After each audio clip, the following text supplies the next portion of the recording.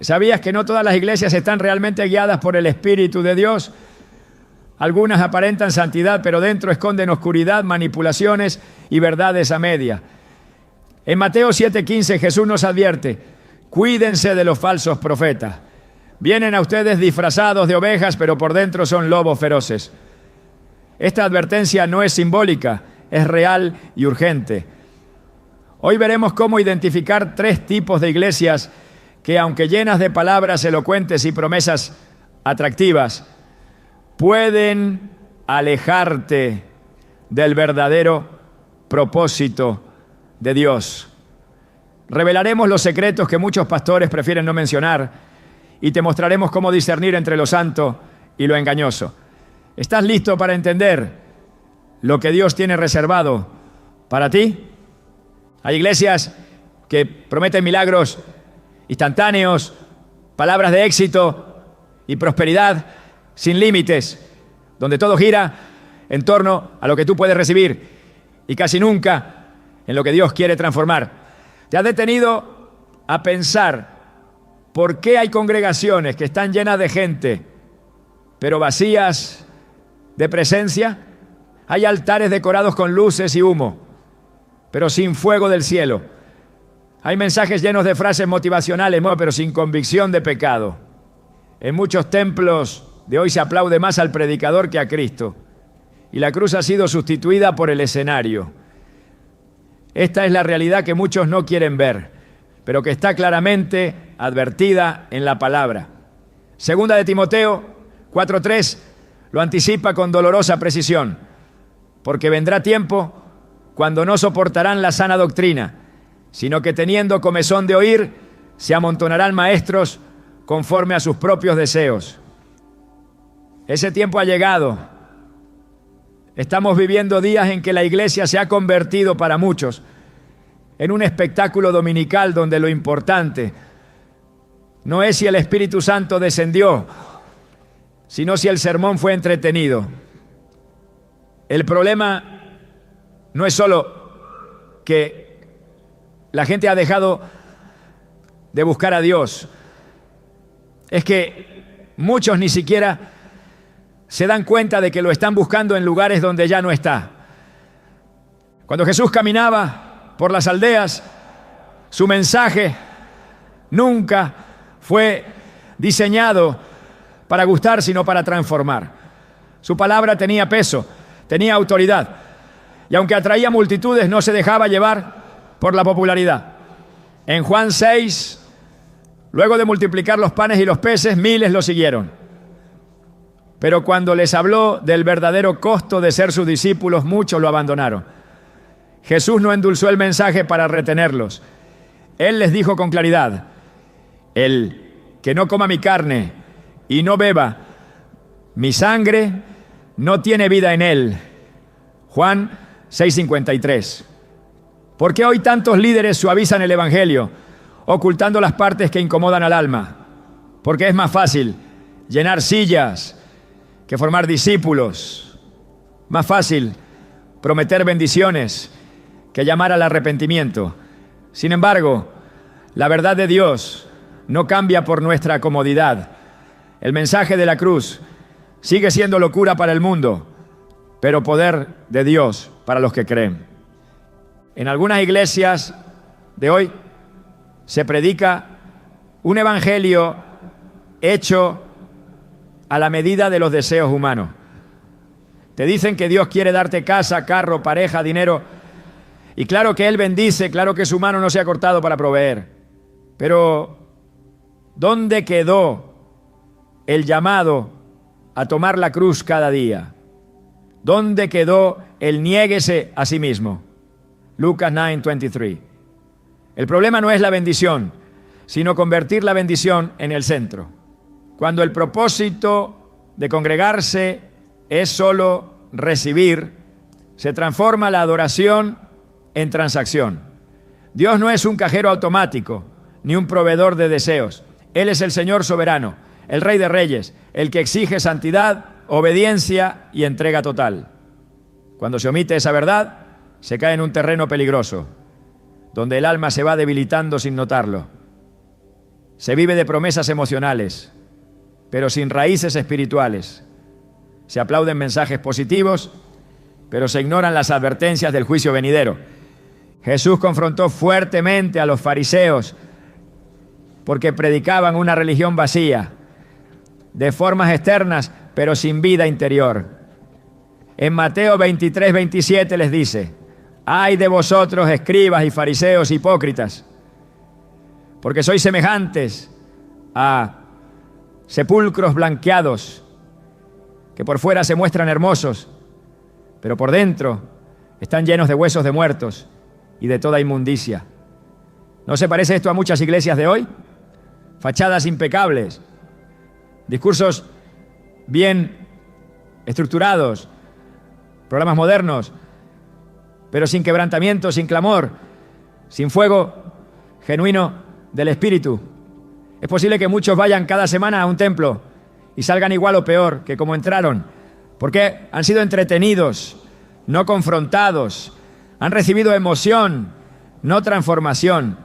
Hay un tipo de iglesia donde se ora por milagros, pero no se enseña a tener una vida de consagración, donde se declara sanidad, pero se ignora el pecado que enfermó el alma, donde se habla de romper cadenas, pero se omite que algunas cadenas se rompen solo con ayuno, oración y renuncia radical al pecado. En Marcos 9:29. Jesús lo dijo claramente: esta clase con nada puede salir, sino con oración y ayuno. No es con aplausos ni con decretos vacíos que se vence al enemigo. Es con entrega, con obediencia, con disciplina espiritual. Cuando se ignoran estas verdades, el creyente se vuelve frágil, fácilmente confundido y emocionalmente dependiente de experiencias pasajeras. Y cuando no se siente algo especial en el culto, cree que Dios no está. Pero Dios no siempre se mueve en estruendos. A veces habla en el silbo apacible, como le habló a Elías en el monte Horeb, Primera Reyes 19:12.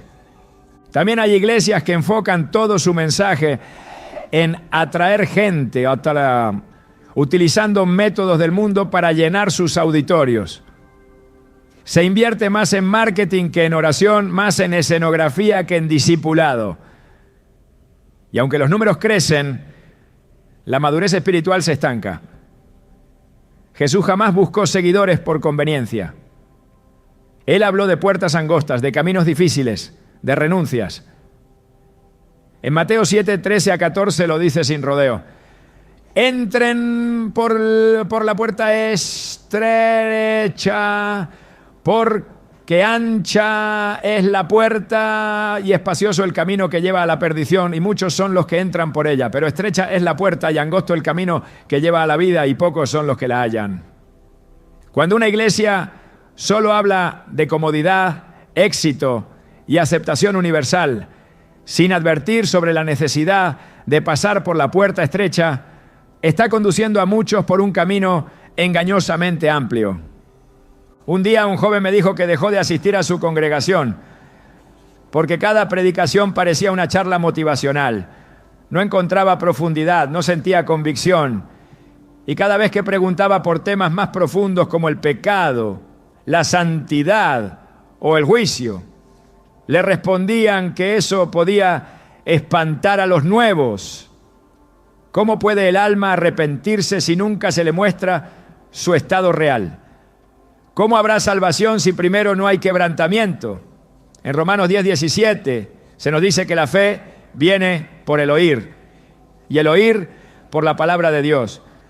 Pero no cualquier palabra, sino la palabra completa, la que edifica pero también confronta, la que consuela pero también corrige, la que levanta pero también sacude.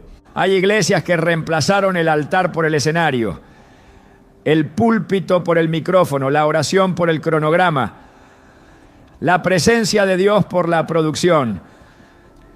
Y no hay nada malo en usar recursos modernos, pero cuando estos recursos reemplazan la dependencia del Espíritu Santo, entonces la iglesia deja de ser cuerpo de Cristo y se convierte en un espectáculo más. Pablo le advirtió a los corintios que su predicación no consistía en palabras persuasivas de humana sabiduría, sino en demostración del Espíritu y de poder. Primera carta a los Corintios, capítulo 2, versículo 4. Eso es lo que falta hoy. Poder. No el poder emocional de una música intensa, sino el poder que transforma corazones endurecidos, que libera al cautivo, que trae revelación al alma dormida. Y lo más alarmante es que muchas personas se acostumbran a esta versión diluida del Evangelio y ya no desean otra cosa. Prefieren la comodidad de un mensaje que no exige, a la verdad que sacude y purifica. Pero Dios no se revela donde no se le busca con reverencia. No se manifiesta donde se le reduce a un eslogan. No habita donde se comercia con su nombre. En Apocalipsis 3:20, Jesús habla a la iglesia de la Odisea, una congregación rica en lo material, pero pobre en lo espiritual. Y les dice: he aquí, yo estoy a la puerta y llamo. Si alguno oye mi voz y abre la puerta, entraré a él. ¿No es impactante que Jesús le esté tocando la puerta a su propia iglesia, buscando entrar? Este es el secreto que muchos pastores no cuentan, que hay iglesias llenas de gente, pero vacías de Dios, que hay multitudes cantando, pero pocos adorando en espíritu y en verdad, que se habla mucho de bendición, pero poco de rendición, y que mientras más se ignora el mensaje original del Evangelio, más vulnerable queda el pueblo a caer en el engaño del enemigo. El mismo Jesús advirtió en Mateo 24 que muchos falsos profetas se levantarán y engañarán a muchos. No dijo a pocos, dijo a muchos, porque el engaño espiritual no es evidente, es sutil, es seductor, se disfraza de verdad, pero no lo es. Y solo aquellos que permanecen arraigados en la palabra podrán discernirlo. No se trata de atacar iglesias, se trata de despertar, de abrir los ojos, de entender que no todo lo que brilla en el altar viene de Dios. Hay fuego extraño, como el que ofrecieron Nadab y Abiú en Levítico 10, que provocó la ira del Señor, porque no fue conforme a su instrucción. Hay predicaciones encendidas, pero no ungidas. Hay reuniones con ambiente emocional, pero sin gloria. Y lo más trágico es que muchos se conforman con eso porque no conocen la diferencia. Porque nunca han probado el peso real de la gloria de Dios. El pueblo de Dios necesita volver al primer amor, a la simplicidad del Evangelio, a la santidad, a la palabra sin filtro, a la oración ferviente. Porque mientras haya personas buscando solo lo superficial, habrá iglesias dispuestas a ofrecerles eso. Pero tú no fuiste llamado a entretenerte espiritualmente, fuiste llamado a ser transformado, fuiste llamado a vivir en la verdad, aunque duela, aunque confronte, aunque te saque de tu zona de confort, porque solo la verdad te hará libre. Y si alguna vez te preguntaste por qué con tanto esfuerzo no logras sentir a Dios en tu iglesia, quizás la respuesta no está en tu falta de fe, sino en el lugar donde estás buscando. Es tiempo de discernir, de orar, de pedirle al Espíritu Santo que te revele si estás donde Él quiere que estés. Porque hay lugares donde el nombre de Dios se menciona, pero su presencia no habita. Y si el Señor no está allí, no importa cuán bonito se vea el templo, cuántas luces tenga el escenario o cuán carismático sea el pastor, si Dios no está, ese lugar no es casa, es espectáculo. Cuando el altar se convierte en un escenario, el pastor deja de ser un siervo para transformarse en una figura aclamada. La luz ya no se enfoca en Cristo, sino en el rostro del hombre. El púlpito, que debería ser un lugar de quebrantamiento y reverencia, se convierte en una tarima desde donde se edifica la imagen de quien predica. No es extraño que tantos líderes hoy busquen seguidores, no para llevarlos a los pies de Jesús, sino para reforzar su propio nombre. En el fondo de muchas congregaciones se esconde un deseo oculto de protagonismo, un hambre por reconocimiento que desplaza el verdadero propósito del ministerio pastoral. En 2 Corintios 4:5, el apóstol Pablo deja claro cuál debe ser la esencia del mensaje. No nos predicamos a nosotros mismos, sino a Jesucristo como Señor y a nosotros como sus siervos por amor de Jesús. Este principio ha sido olvidado por muchos que, sin darse cuenta, o quizás deliberadamente, han puesto su imagen por encima de la gloria de Dios. Un pastor no fue llamado para ser aplaudido, sino para ser obediente. Su tarea no es entretener a las multitudes, sino alimentar al rebaño con la verdad, aunque ésta duela. Pero en tiempos donde las redes sociales han redefinido el concepto de éxito, muchos líderes miden su eficacia ministerial por la cantidad de vistas, suscriptores o popularidad. El altar ya no es el lugar donde el Espíritu Santo se mueve con libertad, sino una plataforma cuidadosamente diseñada para destacar la figura del hombre. Se colocan cámaras, se prepara la iluminación perfecta, se ensaya el tono de voz adecuado, pero no hay oración genuina, no hay lágrimas en secreto, no hay dependencia del Espíritu. Y aunque desde fuera todo parece próspero, por dentro todo está vacío. La figura del pastor ha sido elevada a tal punto que en algunas iglesias ya no se menciona a Cristo sin antes haber rendido elogios al líder. Se da honra excesiva a quienes deberían guiar con humildad y se construyen estructuras donde la palabra final no es la escritura, sino lo que diga el hombre de la plataforma. Esta es una forma sutil de idolatría que se ha infiltrado en el cuerpo de Cristo. En Jeremías 17:5 leemos una advertencia poderosa.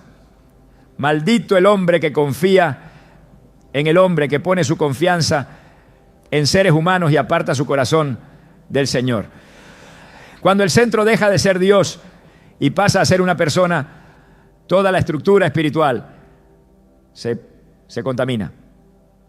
No importa cuán elocuente sea el predicador, si lo que se busca es exaltación personal, esa predicación ha perdido su propósito. En tiempos bíblicos los profetas eran rechazados, perseguidos, ignorados. Sus palabras no agradaban al oído común porque eran flechas directas al corazón. Pero hoy muchos líderes rehuyen a la confrontación para mantener la aceptación. Buscan mantener su imagen intacta y por eso evitan hablar del pecado, de la necesidad del arrepentimiento, del llamado a la santidad. Prefieren ofrecer mensajes seguros, cuidadosamente editados, que los mantengan en una posición cómoda y respetada. Pero Jesús mismo dijo en Lucas 6:26, ay de ustedes cuando todos hablen bien de ustedes, porque así hacían sus antepasados con los falsos profetas. La popularidad nunca ha sido evidencia de fidelidad. El verdadero ministro no busca ser amado por todos, sino ser fiel a la voz del que lo llamó. El ministerio no es un trampolín para el ascenso social, es un camino de renuncia. Juan el Bautista lo entendió bien cuando dijo, es necesario que él crezca y que yo disminuya. Juan 3:30. Esta declaración resume lo que todo líder espiritual debería vivir. Una entrega constante al propósito de Dios, una rendición del ego, una desaparición del yo para que solo Cristo brille. Pero cuando el ministerio se convierte en una oportunidad para engrandecerse, se pierde toda autoridad espiritual. Un pastor puede tener miles de seguidores, pero si su corazón está lleno de vanidad, su mensaje carecerá de peso eterno. Lo que mueve a Dios no es el alcance de nuestras plataformas, sino la intención detrás de nuestras palabras.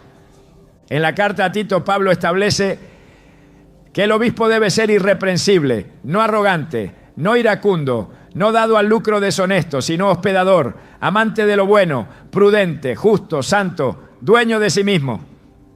Tito 1, 7-8. Esta descripción es radicalmente diferente a lo que se ve en muchos púlpitos modernos, donde el líder actúa como una figura inalcanzable, aislada por encima del pueblo. Pero el modelo de Cristo fue diferente. Él lavó los pies de sus discípulos. Él comió con los despreciados. Él lloró con los que lloraban. Su autoridad no nacía de su estatus, sino de su compasión. Él no vino para ser servido, sino para servir. Y esa debe ser la marca de todo pastor genuino. El peligro de exaltar al hombre es que la caída de ese hombre destruye la fe de muchos. Cuando se construye una iglesia sobre la figura de un líder y no sobre Cristo, cualquier error humano puede derribar la estructura espiritual de los creyentes. Por eso la Biblia insiste en que el fundamento debe ser Jesús. En 1 Corintios 3:11 Pablo dice: porque nadie puede poner otro fundamento que el que está puesto, el cual es Jesucristo. Cuando el liderazgo pierde de vista este principio, todo el cuerpo corre el riesgo de desviarse. No hay seguridad en seguir a hombres. La única seguridad está en seguir la palabra. En los días de Moisés, el pueblo pedía señales, exigía manifestaciones visibles, buscaba líderes tangibles. Cuando Moisés tardó en bajar del monte, rápidamente construyeron un becerro de oro para adorarlo. Así es el corazón humano, propenso a fabricar ídolos cuando no aprende a esperar en Dios. Hoy, ese becerro de oro puede tomar la forma de un pastor carismático, una figura pública admirada, alguien que dice hablar en nombre de Dios, pero cuyo corazón se ha desviado. El pueblo de Dios debe aprender a discernir, a no dejarse llevar por la apariencia externa, sino a buscar frutos verdaderos. Jesús dijo en Mateo 7:16: por sus frutos los conoceréis. Y el fruto no se mide por el tamaño del ministerio, sino por la transformación que produce. Hay congregaciones donde el nombre del pastor aparece más veces en la prédica que el nombre de Jesús, donde las frases del líder son repetidas como si fueran versículos, donde los miembros citan más las palabras del hombre que la palabra eterna de Dios. Esa es una señal clara de que el centro se ha desplazado. La iglesia no fue fundada sobre Pedro, ni sobre Pablo, ni sobre ningún otro hombre. Fue edificada sobre Cristo, la roca eterna. En Mateo 16:18 Jesús dijo: sobre esta roca edificaré mi iglesia, y las puertas del Hades no prevalecerán contra ella. Esa roca no es un líder humano, es el Hijo del Dios viviente. Cuando el liderazgo se enfoca en mantener su imagen, pierde la libertad para ser usado por Dios. El Espíritu Santo no se mueve en ambientes donde hay orgullo. La Biblia dice en Santiago 4:6 que Dios resiste a los soberbios, pero da gracia a los humildes. No importa cuántos recursos tenga una iglesia, si el corazón del líder está lleno de altivez, la presencia de Dios no se manifestará con poder. No se trata de estilo, de elocuencia ni de estrategias humanas. Se trata de humildad, de dependencia, de integridad. El liderazgo que transforma es aquel que está rendido ante Dios en lo secreto, no el que brilla en lo público. La iglesia está llamada a ser luz en medio de las tinieblas, no un reflejo del sistema del mundo. Cuando dentro del cuerpo de Cristo se replican estructuras de jerarquía y poder similares a las del mundo secular, el testimonio se debilita. Jesús reprendió duramente a sus discípulos cuando discutían sobre quién sería el mayor. Les dijo en Marcos 10:43-44, el que quiera hacerse grande entre ustedes será su servidor, y el que quiera ser el primero será siervo de todos. Este principio ha sido ignorado por muchos líderes que han caído en la trampa de la grandeza ministerial. Han olvidado que el mayor en el reino de los cielos es el que sirve con humildad, no el que es servido. El pastor que entiende su llamado no busca brillar, sino guiar. No compite por reconocimiento, sino que pelea por las almas. No anhela la fama, sino que desea ser hallado fiel. El que fue llamado por Dios sabe que su recompensa no está en esta tierra, sino en el cielo. Y por eso trabaja en lo oculto, intercede por su gente, predica la verdad aunque le cueste relaciones, aunque le cierren puertas. Porque entiende que el evangelio no es una carrera de popularidad, sino una misión de fidelidad. Y sabe que un día rendirá cuentas delante del juez justo. Cuando el ego sube al altar, el Espíritu Santo se retira. Cuando el hombre toma la gloria, Dios no comparte su presencia. En Isaías 42:8 el Señor declara: yo soy el Señor, ese es mi nombre. No daré mi gloria a otro, ni mi alabanza a ídolos. Todo lo que el hombre edifica para su propio nombre está destinado a caer, pero todo lo que se construye para exaltar a Cristo permanece para siempre. Por eso, cada pastor, cada líder, cada ministro debe examinar su corazón a la luz de esta verdad. ¿Está el mensaje centrado en Jesús o en su propia voz? ¿Está el altar consagrado a Dios o contaminado por la vanagloria? El pueblo de Dios debe despertar, debe aprender a discernir cuando un líder está guiando con humildad y cuando está manipulando con carisma. No todos los que predican lo hacen por amor a las almas. Algunos lo hacen por amor a sí mismos. Y aunque las palabras suenen correctas, el espíritu detrás de ellas puede estar equivocado. En el 1 Juan 4:1 se nos exhorta: amados, no crean a todo espíritu, sino prueben los espíritus si son de Dios, porque muchos falsos profetas han salido al mundo. Esa prueba no se hace por apariencias, sino por frutos, por doctrina, por carácter, por temor de Dios.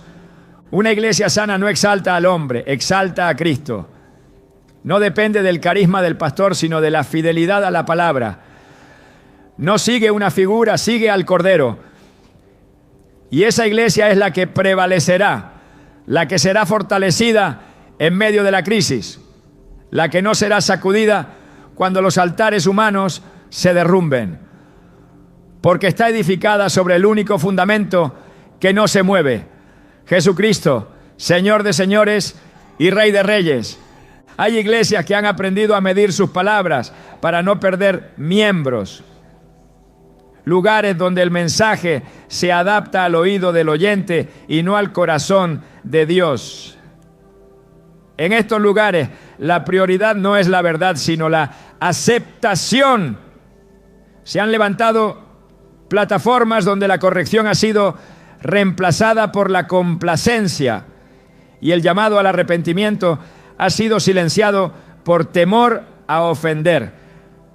En lugar de predicar con celo por la santidad, muchos prefieren mantenerse en términos cómodos, evitando hablar del pecado para no parecer religiosos o anticuados. Pero el silencio frente al pecado no es neutralidad, es complicidad. En Ezequiel 3:18, el Señor advierte con fuerza: cuando yo dijere al impío, de cierto morirás, si tú no le amonestares ni le hablares, para que el impío sea amonestado de su mal camino, a fin de que viva.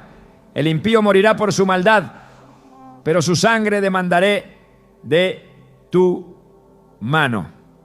Hay una generación entera que está creciendo dentro de congregaciones donde no se habla del juicio, donde no se menciona el infierno, donde la palabra santidad se ha vuelto incómoda. Se predican mensajes llenos de amor, pero vacíos de verdad. Se habla del perdón, pero no del arrepentimiento. Se predica gracia, pero se evita la obediencia. Esta deformación del evangelio está creando creyentes emocionales, pero no espirituales. Personas que asisten cada semana, levantan las manos en adoración, pero siguen viviendo en pecado porque nadie les ha confrontado.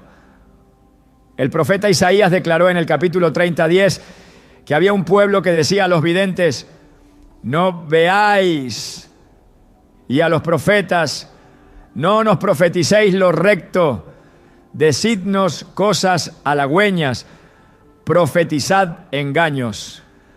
Esta petición aún se repite hoy en los corazones de muchos que prefieren palabras suaves en lugar de la espada de la verdad. Cuando una iglesia decide no hablar del pecado, está impidiendo que el Espíritu Santo haga su obra de convicción. El Espíritu no se mueve solo para dar consuelo, también se manifiesta para convencer de pecado, de justicia y de juicio, como lo dice Juan 16:8. Si se le impide al pueblo escuchar acerca de su condición espiritual, se le está robando la oportunidad de ser verdaderamente libre, porque nadie puede ser libre de aquello que no sabe que lo ata.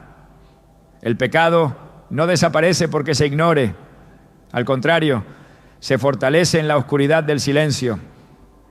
Y cuando el mensaje desde el púlpito deja de ser una llama que purifica, se convierte en una niebla que adormece.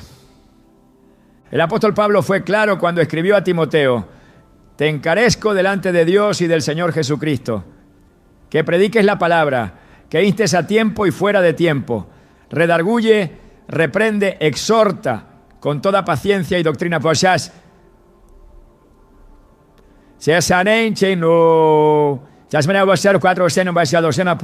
Este mandato no fue dado solo a un hombre, sino como modelo de lo que debe ser toda predicación centrada en el Evangelio.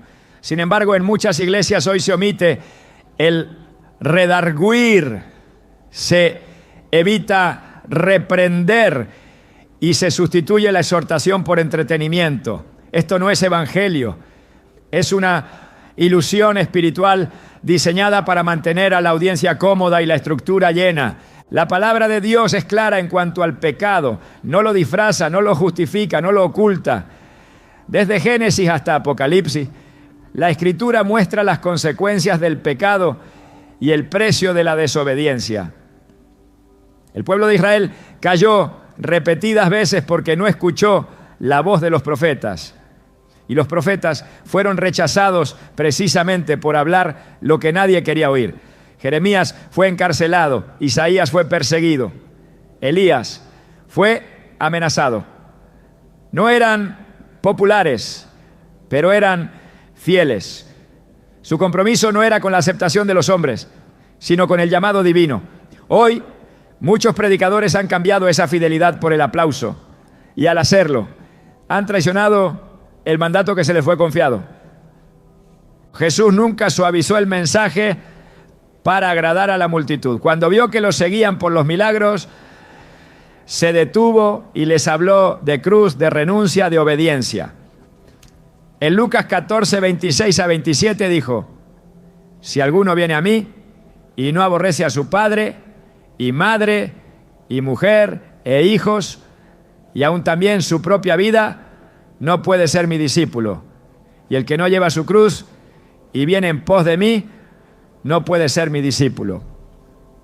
Estas palabras no fueron diseñadas para agradar, sino para separar a los verdaderos seguidores de los que solo buscaban beneficios. Ese mismo espíritu de verdad debe prevalecer en cada púlpito. Pero cuando se elige la popularidad por encima de la verdad, se abandona el llamado. Hay iglesias donde el pecado es tratado como debilidad, no como rebelión. Donde las cadenas son vistas como preferencias, no como esclavitud. Donde el adulterio, la fornicación, la mentira, el orgullo y la idolatría ya no son confrontados porque Dios es amor y nadie puede juzgar. Esta interpretación distorsionada de la gracia ha llevado a muchos a vivir sin temor reverente. Pero Hebreos 12:14 advierte: seguid la paz con todos y la santidad, sin la cual nadie verá al Señor. No hay lugar en el Evangelio para una vida sin transformación. Donde no hay santidad, no hay evidencia de nuevo nacimiento. Donde no hay arrepentimiento, no hay salvación. Porque la gracia que no cambia no es la gracia de Dios. El silencio ante el pecado es un grito de abandono espiritual. Es como un médico que, sabiendo el diagnóstico, le dice al paciente que todo está bien. Es como un centinela que, viendo venir al enemigo, se queda callado para no molestar a quienes duermen. En Ezequiel 33:6 se describe esta negligencia. Si el atalaya viere venir la espada y no tocare la trompeta, y viniendo la espada hiriere de él alguno, él fue tomado por causa de su pecado, pero su sangre demandaré del atalaya. El predicador que calla lo que Dios le ordenó hablar se hace cómplice del daño espiritual de su pueblo. No importa cuán bien se sienta el oyente al salir del templo, si su alma está caminando hacia la condenación sin haber sido confrontada. Una iglesia que deja de predicar sobre el pecado deja de ser luz. Porque la luz no solo guía, también revela. El Evangelio no fue dado para hacernos sentir bien, sino para hacernos nacer de nuevo. Y el nuevo nacimiento comienza con un corazón contrito. David, después de su pecado con Betsabé, no buscó justificarse. Él dijo en el Salmo 51, 3-4, reconozco mis rebeliones y mi pecado está siempre delante de mí. Contra ti solo he pecado y he hecho lo malo delante de tus ojos. Este tipo de quebrantamiento es el que prepara el corazón para la restauración.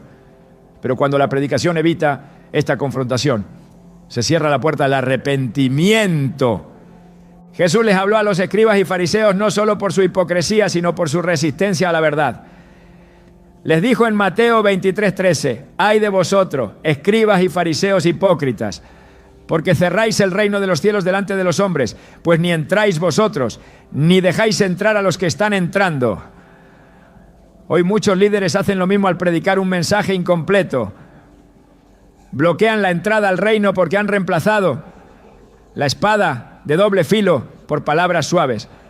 Han sustituido el llamado al arrepentimiento por consignas de autoayuda. Y aunque el templo esté lleno, el cielo permanece cerrado para muchos. Es urgente que el púlpito recupere su lugar como atalaya de justicia, que la iglesia vuelva a levantar la voz con autoridad espiritual sin temor a la reacción del mundo. En Romanos 1:16 Pablo declara, porque no me avergüenzo del Evangelio, porque es poder de Dios para salvación. Este poder no se manifiesta en un mensaje diluido, se revela cuando se predica con valentía, con claridad, con unción.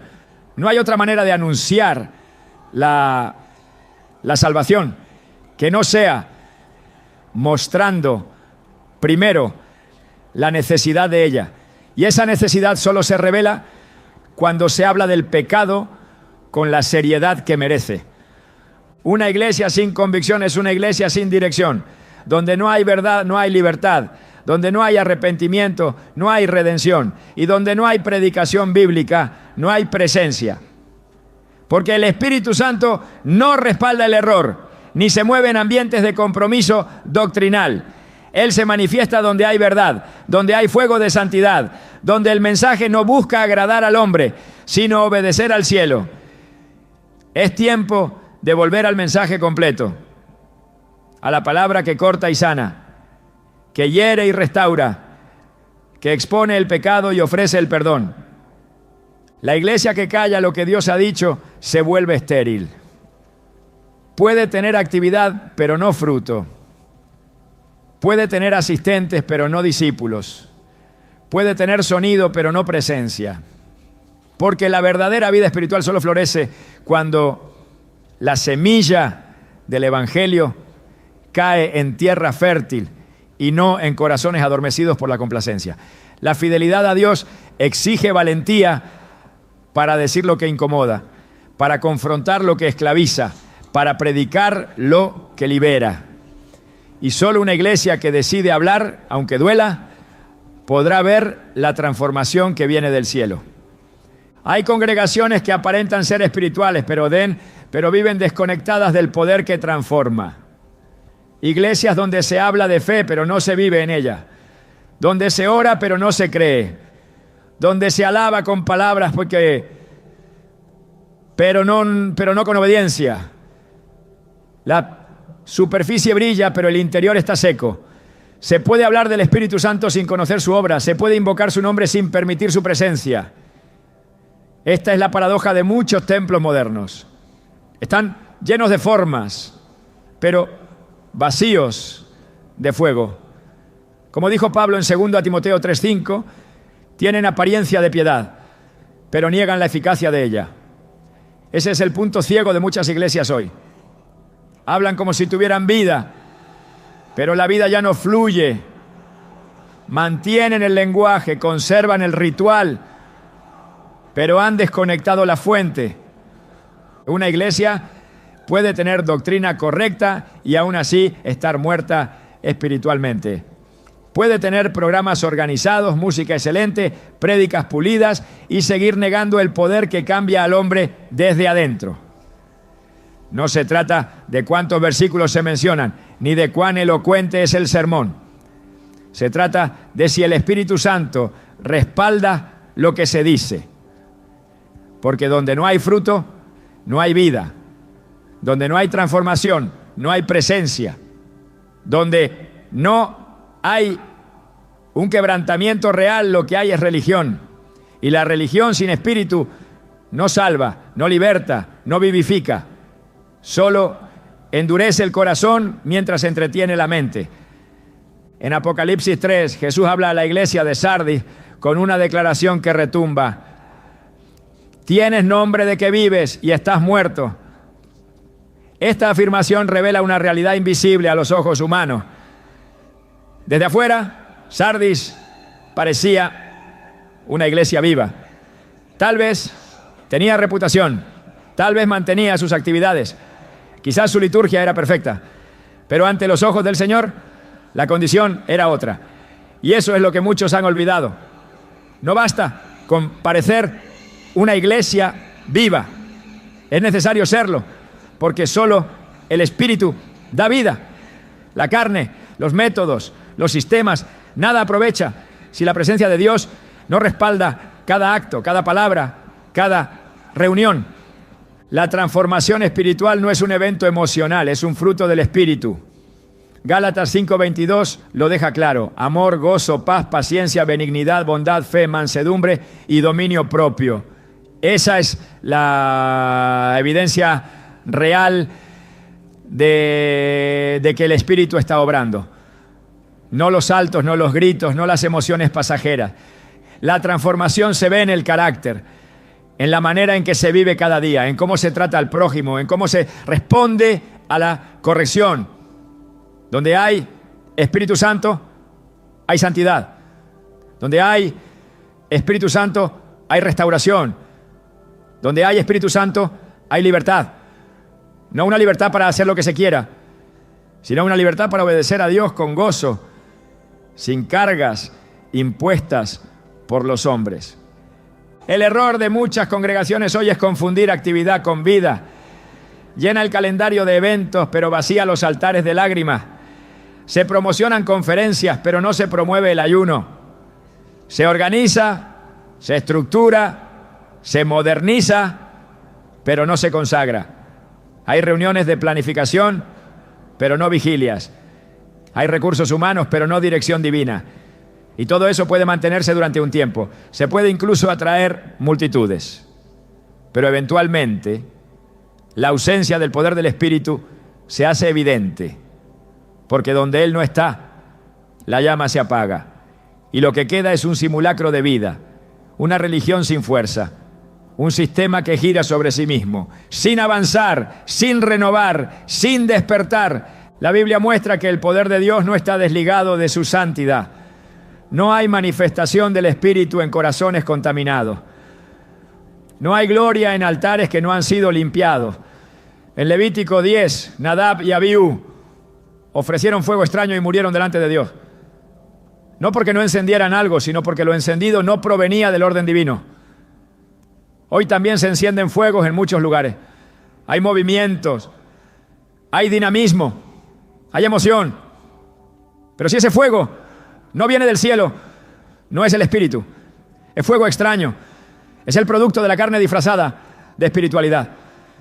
Y lo más peligroso es que el pueblo muchas veces no nota la diferencia, porque el ruido puede simular la unción, pero solo el fruto confirma la raíz. El Espíritu Santo no puede ser reemplazado por recursos humanos, no puede ser suplantado por estrategias ni limitado por agenda. Donde Él no tiene libertad, no hay transformación. Y donde no hay transformación, hay apariencia. El mismo Jesús fue claro en Juan 15:5. Separados de mí, nada podéis hacer. Sin su presencia, todo esfuerzo es en vano. Se pueden construir templos, se pueden llenar auditorios, se pueden recitar discursos inspiradores. Pero sin el Espíritu no hay poder para cambiar el corazón del hombre. Y ese es el milagro que la iglesia debe buscar. El cambio interno, la metanoia, la renovación de la mente, la santificación continua, que solo puede producir el Espíritu en el interior. Una congregación que niega la eficacia del Espíritu está condenada a la rutina.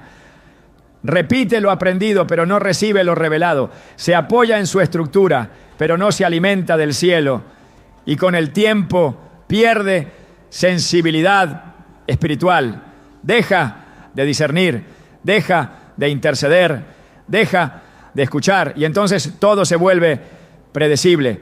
Se canta por cantar, se predica por costumbre, se asiste por hábito. La adoración ya no es una respuesta al cielo, sino una parte del programa. El espíritu deja de moverse no porque no quiera, sino porque ya no se le espera, porque su espacio ha sido ocupado por el control humano, por la tradición sin fuego, por la liturgia sin clamor. Donde hay Espíritu de Dios hay orden, pero no control carnal. Hay dirección, pero no imposición humana. Hay libertad, pero no desorden. Hay reverencia, pero también gozo. Porque el Espíritu no oprime, pero tampoco negocia con el pecado. Él limpia, guía, fortalece, consuela, reprende, instruye. Y cuando se le deja actuar, la iglesia florece. No en fama, no en espectáculo, sino en profundidad espiritual. Se restauran vidas, se sanan heridas del alma, se despiertan dones, se activan llamados, se rompe la frialdad y la rutina. Pero si su voz es ignorada, su poder se apaga, no porque haya cesado, sino porque ya no se le cree. Una iglesia que no permite la obra del Espíritu está en peligro de convertirse en un lugar de tradición religiosa más, sin impacto eterno. Se cita la Escritura, pero no se experimenta su poder. Se menciona a Dios, pero no se le conoce. Se alaba de labios, pero no con el corazón, como dijo el profeta Isaías, y Jesús lo reafirmó en Mateo 15:8. Este pueblo de labios me honra, mas su corazón está lejos de mí. La desconexión entre la forma y el fondo es lo que revela la ausencia del Espíritu, porque Él no puede habitar donde no hay rendición. Él no comparte espacio con la soberbia, ni se manifiesta donde no hay hambre de verdad. El Espíritu Santo no es una emoción, no es un momento, no es una sensación, es una persona divina, viva, activa, santa. Su obra no se limita al culto, ni a un solo instante de oración. Él quiere caminar con su pueblo, dirigir cada paso, intervenir en cada decisión, sostener en cada prueba, fortalecer en cada batalla. Pero si no se le da lugar, su voz se apaga, no porque pierda poder, sino porque el corazón humano se endurece. Y cuando eso ocurre, las señales son claras.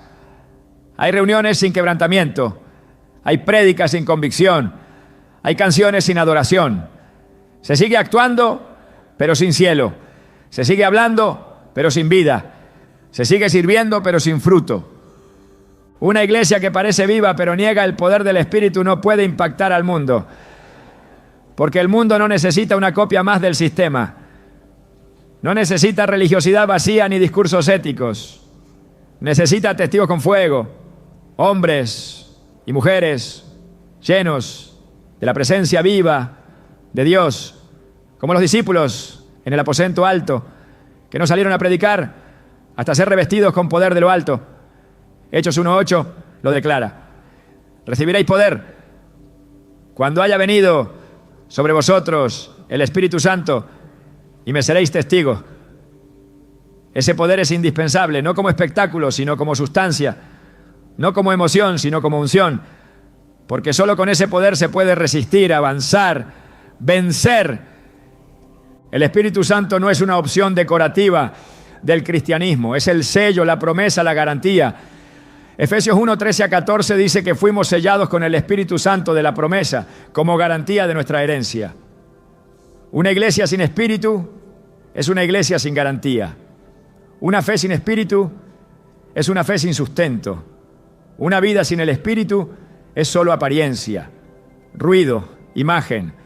Pero con él todo cambia. El que estaba atado es libre. El que estaba seco florece. El que estaba dormido despierta. Y todo se vuelve diferente. Porque él lo llena todo con vida, con luz, con verdad. Es urgente que la iglesia despierte, que vuelva a depender del Espíritu, que renuncie a las fórmulas vacías, a las repeticiones sin fe, a las estructuras sin fuego, que deje de aparentar y comience a rendirse. Que vuelva a orar no solo con palabras, sino con gemidos que el Espíritu mismo intercede. Que vuelva a buscar no el mover visible, sino la presencia invisible que transforma desde adentro.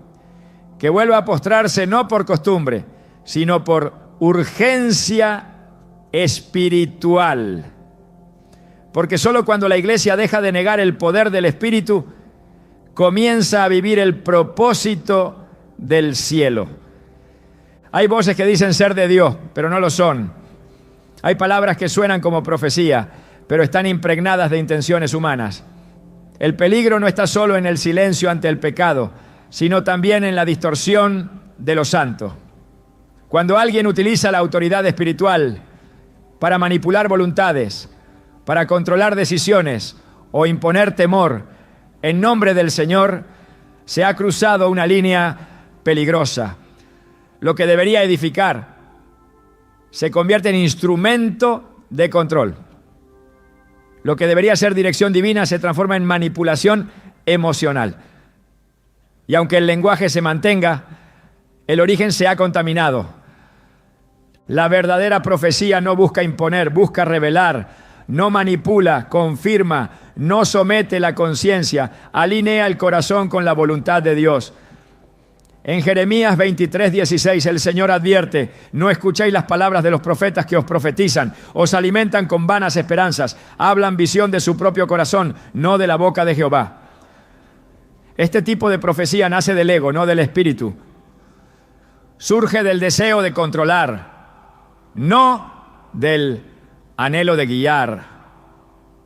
Su motivación no es la verdad, sino la conveniencia del que habla. El problema no es la profecía en sí, la Biblia está llena de ella.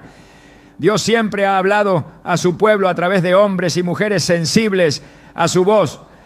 Pero cuando el don se transforma en una herramienta de dominio, se desfigura su propósito.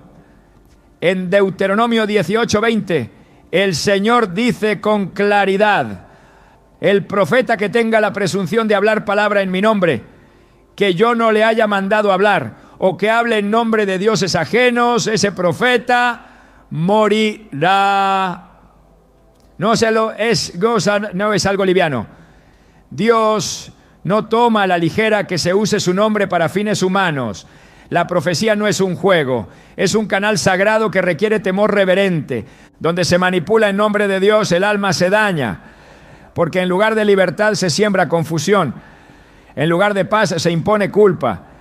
Y lo más grave es que se bloquea la relación personal del creyente con el Espíritu Santo.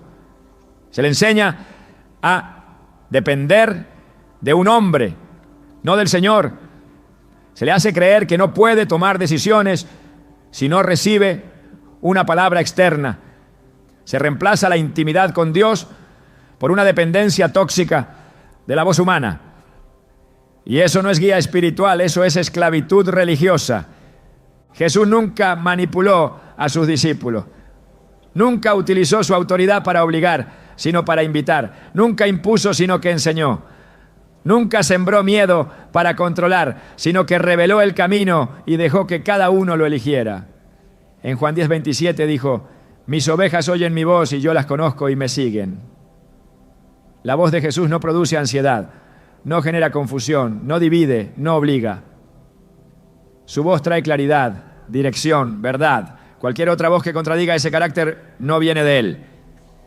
En muchas congregaciones se ha levantado un liderazgo profético autoritario, donde los fieles no pueden cuestionar, no pueden discernir, no pueden juzgar la palabra recibida. Pero la Biblia dice en 1 Tesalonicenses 5:20 a 21: no menospreciéis las profecías, examinadlo todo, retened lo bueno. El pueblo tiene la responsabilidad de probar el espíritu, de discernir si lo que se está diciendo está alineado con la palabra, si da fruto de justicia, si glorifica a Dios y no al hombre. No todo lo que se dice en tono espiritual es verdad. No toda palabra supuestamente revelada viene del cielo. Y el creyente que no desarrolla discernimiento está en riesgo de ser guiado por voz equivocada. El Espíritu Santo no trabaja a través de la presión emocional ni del miedo encubierto en promesas o amenazas. Su obra no necesita manipulación. Donde hay temor de desobedecer al hombre más que a Dios, hay idolatría. Donde se teme cuestionar una palabra por respeto al profeta, se ha colocado a ese hombre en el lugar que le corresponde al Espíritu. Y eso es desvío, es confusión espiritual que debilita la fe verdadera. La profecía auténtica produce quebrantamiento, arrepentimiento, renovación, no adivinación, no control, no manipulación sentimental. En el libro de Hechos, los profetas del Nuevo Testamento hablaban conforme a la dirección del Espíritu, confirmando lo que ya el Espíritu había sembrado en el corazón del creyente. No imponían, sino que edificaban. No generaban dependencia, sino que impulsaban a una relación más profunda con Dios. La iglesia necesita regresar a ese modelo, a la voz que edifica, que exhorta, que consuela, como se enseña en 1 Corintios 14:3. Todo lo demás es ruido disfrazado de revelación. No hay edificación donde hay manipulación. No hay crecimiento donde hay dependencia tóxica. Y no hay verdad donde hay motivación personal. La iglesia fue llamada a caminar en libertad. No en libertinaje, pero sí en una libertad guiada por el Espíritu, no por hombre. Cada creyente tiene acceso al Padre. Cada creyente puede escuchar la voz del buen pastor. Cualquier estructura que limite ese acceso, que condicione el mover de Dios a la palabra de un hombre, está fuera del diseño divino. Es tiempo de cerrar los oídos a lo que suena bien pero no transforma, a lo que impresiona pero no santifica, a lo que emociona pero no edifica. Y es tiempo de afinar el oído espiritual para escuchar lo que viene de Dios, lo que se alinea con su palabra, lo que exalta a Cristo, lo que produce fruto verdadero, porque solo esa voz vale la pena seguir. No toda iglesia está perdida, no todo altar ha sido corrompido. Aún hay casas donde la palabra sigue siendo el fundamento, donde la oración no es un acto ceremonial, sino un clamor real, donde Cristo es exaltado y no sustituido. Aún hay comunidades donde la gloria de Dios es más importante que el número de seguidores. donde se predica la verdad aunque duela, donde el Espíritu Santo no es invitado como adorno, sino recibido como Señor. Aunque mucho ha sido contaminado, Dios siempre se guarda un remanente. En medio de lo falso, lo manipulador y lo superficial, existe una iglesia viva, una que no se vende ni se rinde, una que arde sin necesidad de espectáculo, porque su fuego viene del cielo. El diseño de Cristo para su iglesia no fue otro que el de un cuerpo vivo, lleno de su presencia, sustentado por su palabra, guiado por su espíritu y movido por el amor. En Efesios 5:27 se describe esta visión, a fin de presentársela a sí mismo una iglesia gloriosa, que no tuviera mancha ni arruga ni cosa semejante, sino que fuera santa y sin mancha. Esta no es una aspiración idealista, es el modelo real, una iglesia que refleja el carácter de Cristo, que no se conforma con parecer correcta, sino que vive en obediencia, que no busca agradar al mundo, sino mantenerse pura para su esposo. La iglesia que sigue este diseño no negocia con el pecado, no adapta el mensaje para retener a la gente, no maquilla el evangelio para hacerlo más vendible, predica a Cristo crucificado porque entiende que el poder está en la cruz. Vive con temor de Dios, no con miedo al hombre. Se goza en la verdad, no en las emociones. Permanece firme aunque el sistema se le oponga, porque no fue levantada por hombres, sino por el Cordero que venció la muerte. Mateo 16, 18 afirma con autoridad: sobre esta roca edificaré mi iglesia, y las puertas del Hades no prevalecerán contra ella. Esa es la iglesia que prevalece, no la que impresiona, sino la que permanece, no la que grita, sino la que ora, no la que se adorna, sino la que se santifica. En los tiempos más oscuros, Dios ha levantado hombres y mujeres que restauran el altar, que limpian la casa, que vuelven al modelo original, como Esdras, que lloró al ver la ley olvidada, como Nehemías, que reconstruyó las murallas, como los profetas que clamaron por arrepentimiento. El mismo patrón se repite. La restauración comienza cuando hay una rendición profunda, cuando la iglesia reconoce que ha fallado y decide volver al corazón de Dios. Y esa rendición se evidencia no solo en palabras, sino en frutos, en una vida que honra a Dios, en un liderazgo que sirve, en una congregación que intercede, en un mensaje que transforma. Una iglesia sana no es la más grande ni la más moderna, es la que permanece fiel, es la que abre la Biblia con temor y temblor, es la que honra la presencia de Dios más que la opinión pública, es la que forma discípulos, no solo asistentes, es la que vive lo que predica, y aunque en el mundo no sea reconocida, en el cielo tiene peso, porque cumple el propósito eterno, porque levanta el nombre de Cristo, porque no se avergüenza del Evangelio, porque prepara a un pueblo para su regreso. Cristo viene por una iglesia limpia, despierta, encendida, vigilante, no por una estructura vacía, sino por una novia adornada con justicia, y solo quienes han mantenido la lámpara encendida estarán listos. Solo quienes han guardado su corazón, su doctrina, su integridad. Esta es la iglesia que el Señor viene a buscar. Y aún estás a tiempo de ser parte de ella. Hay una realidad espiritual que muchas veces se ignora. No todas las puertas abiertas son de Dios. Y no todo lo que se llama iglesia es parte del cuerpo de Cristo. El discernimiento no es una opción, es una necesidad. Vivimos tiempos en los que la confusión se disfraza de comunión y la falsedad se presenta con rostro amable. Por eso, no basta con asistir a un templo ni con escuchar palabras religiosas. Es urgente afinar el oído del espíritu, despertar del letargo y volver a medirlo todo con la única vara inquebrantable, la palabra viva de Dios. Jesús no vino a establecer templos imponentes, sino a levantar corazones rendidos. Su diseño no fue crear estructuras humanas, sino formar una familia eterna. Y en esa familia no caben los intereses propios, ni los liderazgos corruptos, ni las doctrinas tibias. Solo hay espacio para los que han decidido vivir con convicción, con integridad, con fidelidad radical a su voz. Si alguna vez sentiste en tu interior que algo no estaba bien, si alguna vez saliste de una iglesia con más confusión que paz, si alguna vez la plataforma te pareció más importante que el altar, tal vez el Espíritu ya va hablando. Él guía sin gritos, pero con poder. Él no empuja, pero no deja de llamar. Hoy es el momento de responder. Hoy es el día de volver al centro. No a lo que se ve, sino a lo que permanece. Porque no todo lo visible es verdadero.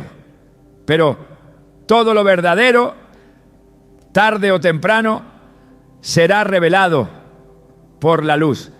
Y si decides caminar con esa luz, no tendrás que temer a la sombra, porque donde está el Espíritu del Señor, allí hay libertad.